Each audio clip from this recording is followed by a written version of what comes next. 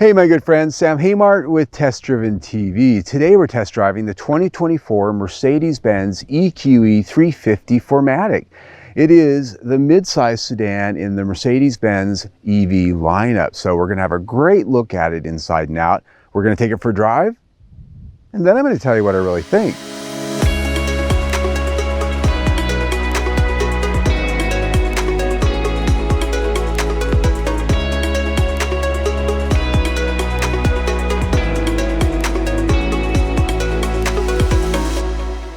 Okay, my friends, let's talk about the car we have before us. Mercedes-Benz has given us a very well-loaded and optioned EQE 350. The 350 being the least powerful model you can get in the EQE sedan. There's the 500, and then there's the bonkers AMG, which we've also tested. Another video out there on our channel.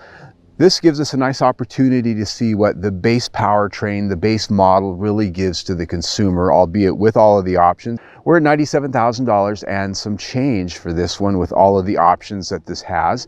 Almost $20,000 worth of options as it does base price out at about $76,000. Getting to the styling, this is very futuristic, a little bit more aerodynamic in its style and presentation than, say, an E-Series sedan.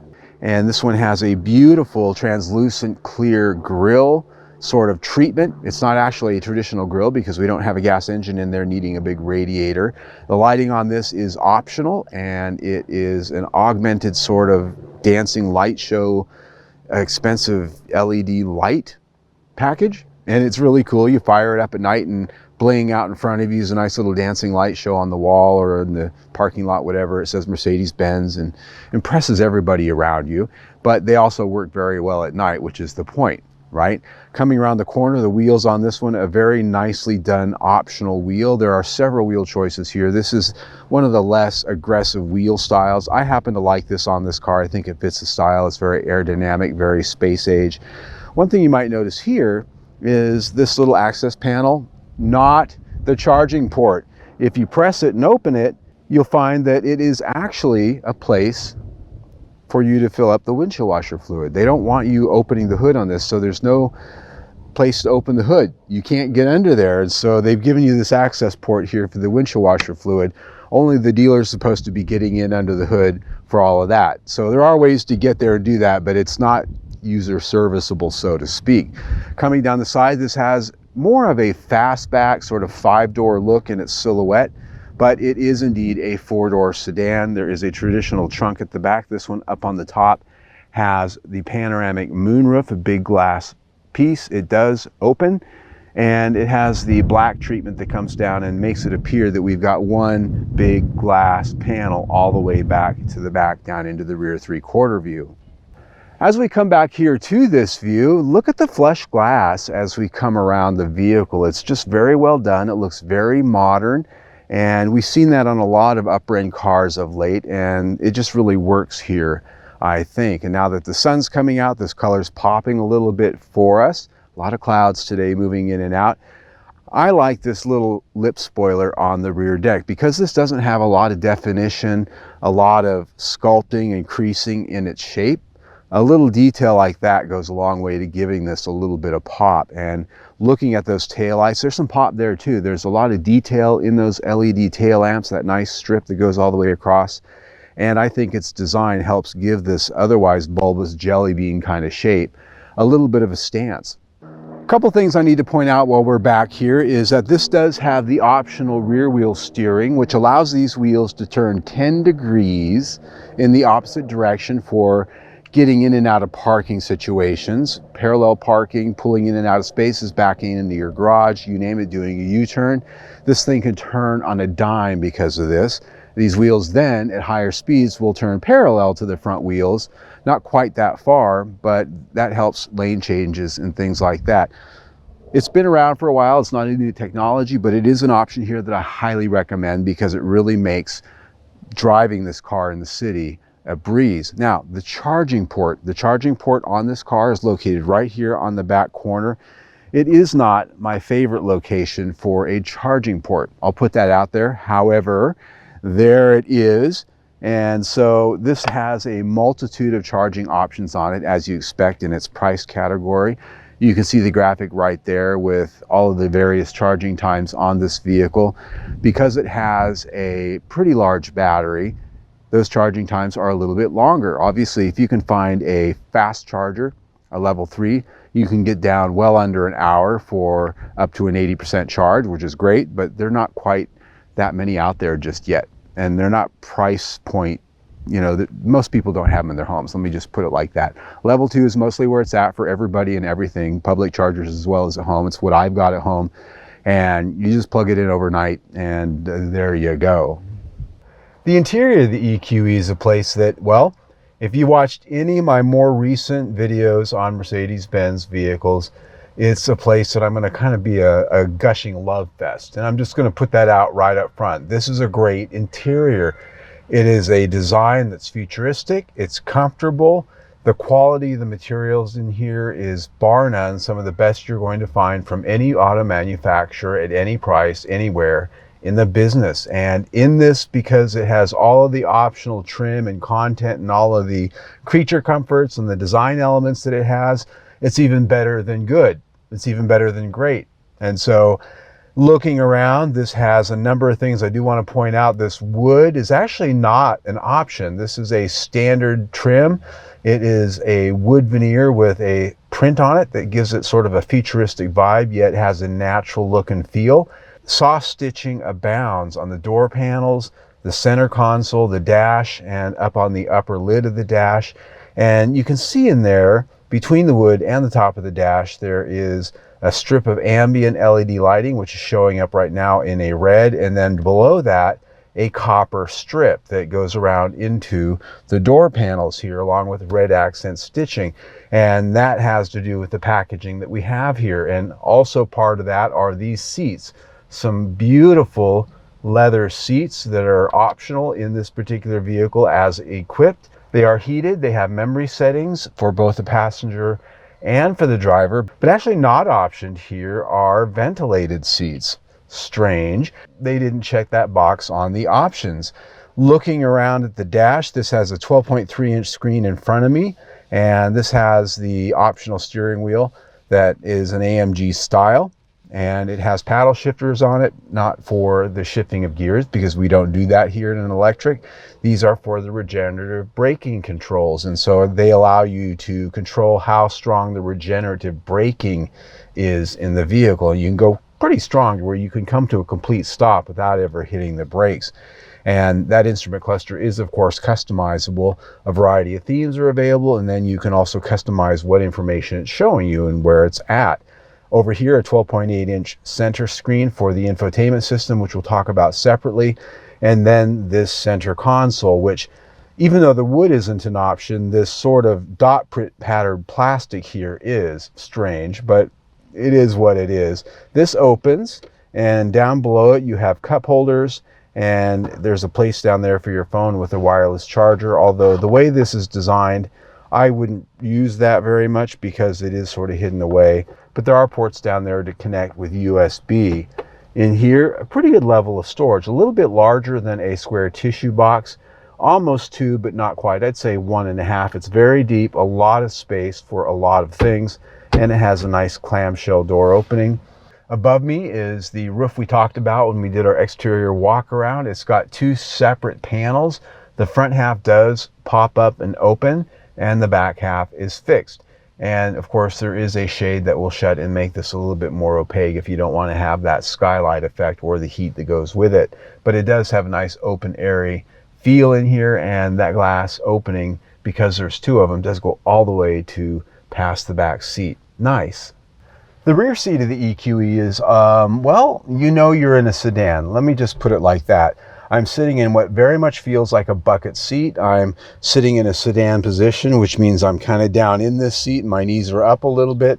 And that is a little bit surprising because I do have a pretty high seating position. I'm literally not on the floor, although because of the way this seat is shaped, it really has more of a sport bucket seat kind of feel, which isn't unwelcome. It's not uncomfortable. It's just a little bit different. I do have plenty of space back here. As you can see, these seats are set for my height, about 5'8". And I've got about 4 to 5 inches ahead of my knees to the seat. So a very tall person could be up there, and I'd still have plenty of space back here. Headroom, I've got about 2 to 3 inches above my head, and if the shade were closed, maybe a little bit less. You know, this has kind of got a fast roof line, and that's one of the reasons it's a little bit lower, and probably why this seat is designed the way it is. But I much prefer the feeling back here with that shade open. Amenities back here include vents, which are my favorite. There are charging ports down here at the bottom of the center console. And back here, there is a fold down armrest with cup holders.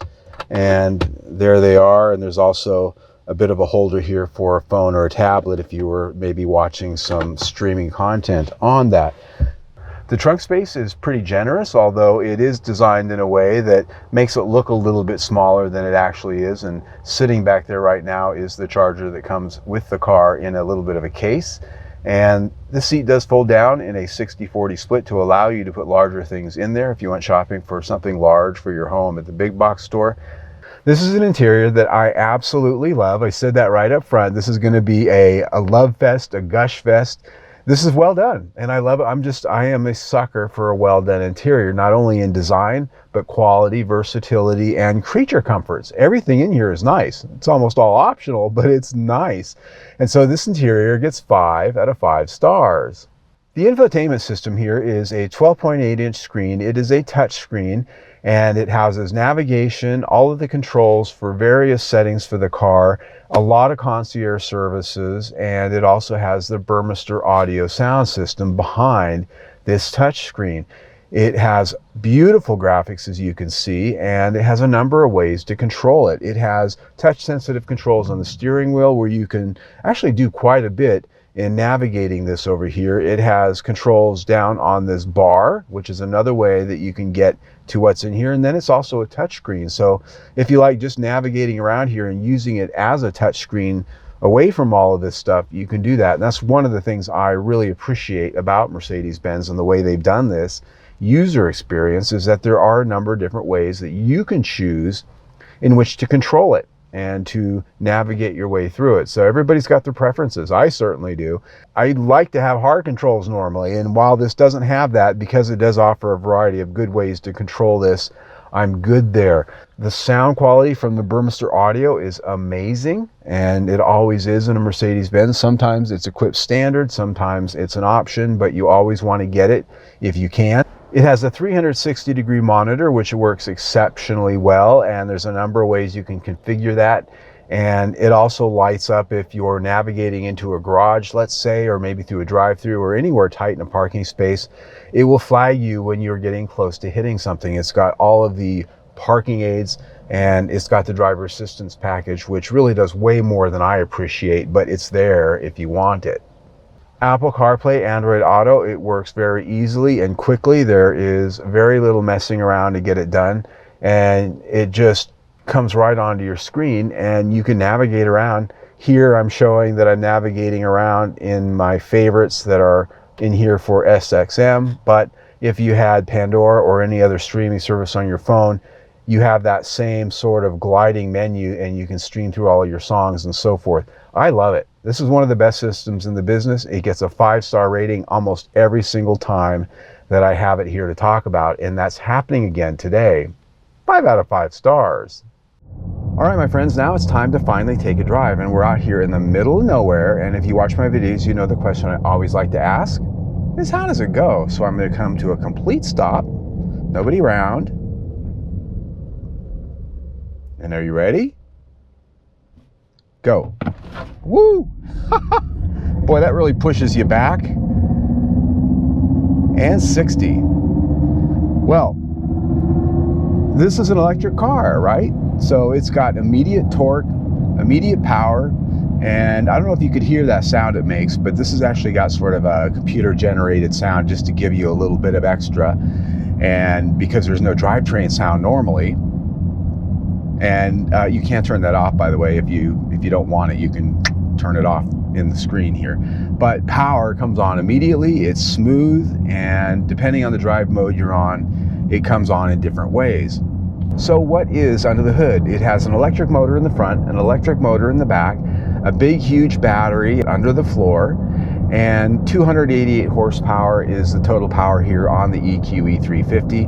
Doesn't sound like a lot, but 564 pound-feet of torque is. And that's what you saw back there when I went sinking into the seat the second I hit the accelerator pedal. And it, oh, did you hear that? And it really works. It's got a really cute kind of a Jetson sound. And that was 100 miles an hour. It just came out of nowhere just like that. Woo! So power from this, even though this is not the most powerful version of this car, and believe me, there are more powerful versions and we've tested some of them. They're really neck snapping. This is great for most people. And even though 288 horsepower and 564 pound-feet of torque is actually quite a lot, this is a heavy car. It weighs a lot, so it does take all of that to really get this thing moving, but it's certainly not gutless to say the least. Now, range on this, according to the EPA, is 260 miles. When I fired this up, I saw about 330 miles of range on the clock. It is about a 50-60 mile drive out here from where I started this morning. I'm showing about 270 miles range right now. So it's checking out so far in my week that what the range I'm getting as I actually live with this car is quite a bit more than what is advertised. And that's always a good thing. Now, if you go by the EPA numbers, this has a consumption. You get about 2.7 miles per kilowatt. And so I'm actually getting a little bit more than that if you actually go on what I'm getting. So this isn't a car that sucks more energy than what it advertises. Kind of like a car that drinks more gas. This one's very efficient, and I'm happy with that. So I've got a very quiet, refined powertrain that comes on strong for a base powertrain in this car. I'm very impressed. This powertrain gets 5 out of 5 stars.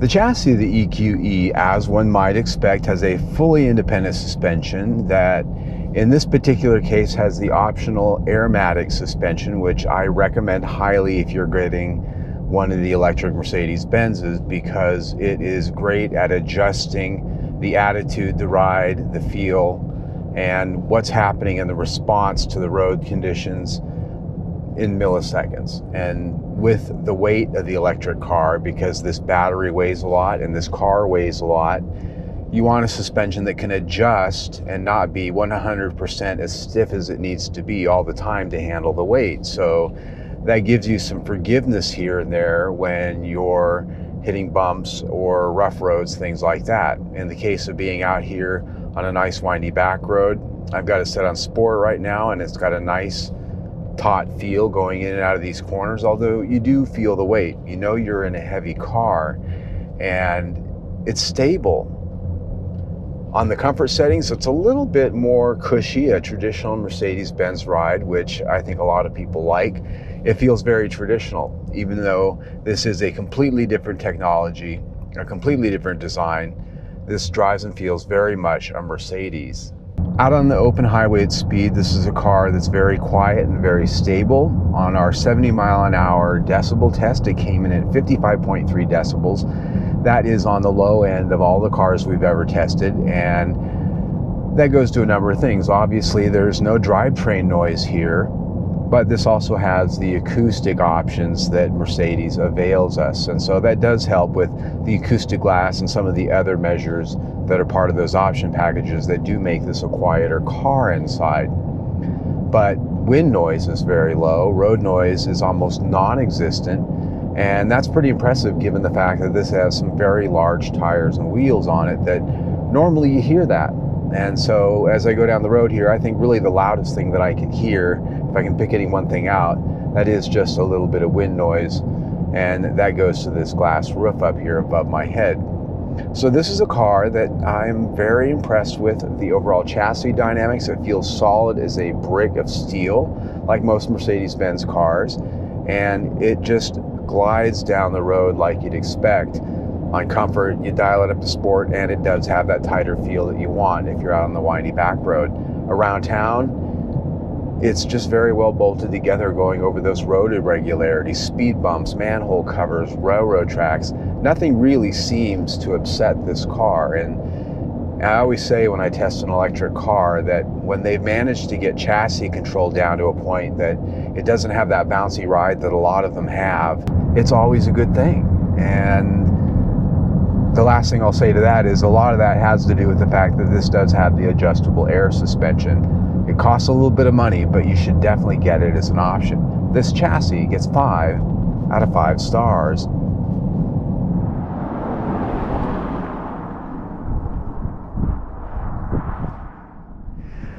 Okay, my friends, now we get to the part of the conversation of, is it worth the money? Is it a good value? Well, it's a luxury car, right? It's a high-end luxury car. Is it a good value? One word, probably not. Okay, so let's just put that out there. You're spending up because it's a Mercedes-Benz and because it has all of the wonderful things we talked about. It's not going to be like comparing a Toyota Corolla to a Honda Civic on a spreadsheet in a Consumer Reports kind of way. It's not how this works, okay? But if you're looking at other luxury EVs out there in the market, and there's a lot of them now, there's a lot of different vehicles to choose from. Some are less, some are more. And honestly, for all of the basics that this has, you could get a Hyundai Ioniq 6, which is just as sexy in its styling, I think, and just as nice in a lot of ways for about half the price, maybe even a little bit less. But this is a Mercedes-Benz, and that gets me to really the rub here. There's a lot of upstart brands out there like Lucid, like Tesla, and others that offer some beautiful cars, but this is a Mercedes-Benz of electric vehicles. It looks like one, it feels like one when you drive it, when you sit in it, it smells like one. So if you're already predisposed to liking and loving a Mercedes-Benz, this just happens to be electric. Otherwise, it's just like you've always known. And so it's a car I'm very impressed with, honestly. I love the way it drove this week. It was very comfortable. It was beautiful. But when we talk about value, the thing that has to be said is the German brands always get you with the options. They really hit you in the face with a big closed fist. And this car has nearly $20,000 worth of options. And a friend of mine was sitting in it and he goes, well, what's optional here? And I said, well, if you look at it and you go, that's nice. If you look at that and go, that's cool. And you know, anything you look at on this car that really impresses you, chances are it's an option or part of an option package. It's just the way it works. I hate to say it. And it's always been the case with BMW, Mercedes-Benz, and some of these high-end brands. It's something that you get used to if you're shopping for these things. It really just is. And so what I will tell you though is this is a car that, having spent a week in it, driving it around, living with it, you know, at 100 grand, I started going, yeah, okay, yeah, it's fine with me, I get it. It's like the first time I went to Lower Manhattan and I looked around and I thought, okay, I understand why it's so expensive to live here now, I get it. And this is a car that kind of puts you in that mindset. So that said, what I will put out there is that the warranty coverage on this, not the longest in the business, although the battery is 10 years, 155,000 miles. That's awesome. But the quality here is really, really well done. The craftsmanship inside and out, it feels solid, all of those things. But if you buy a Mercedes and you plan on keeping it long term, you definitely want an extended warranty. Don't even stop and think about that. But the price is a lot. The options, if you just look at what those price tags are for the options, it seems like a little bit of a stiff, you know? So I put value here at 4 out of 5 stars. When you put that in with everything we've already talked about, we're at 4.5 stars for the review. And that's really great. That's really good. But I think what really sort of hammers my point home today is it goes on my buy it list for 2024, which is to say, I like it well enough that if I were buying a car like this, I would buy it. I would totally buy this. I liked it that much. That is my highest praise. Now, I probably lease it. That's what you do here. You lease this and you give it back before the warranty's gone. And that's actually just a better way to go right now anyway, for a lot of reasons. But point is, that's my highest praise. I like it well enough, I'd buy it. So there you go. Yeah. Now, it just warmed up here, but it's kind of cold today, so I'm going to wrap this up. If you like what we do, you can see our latest video right there. Better yet, subscribe to our YouTube channel right down there. Either way, stay tuned.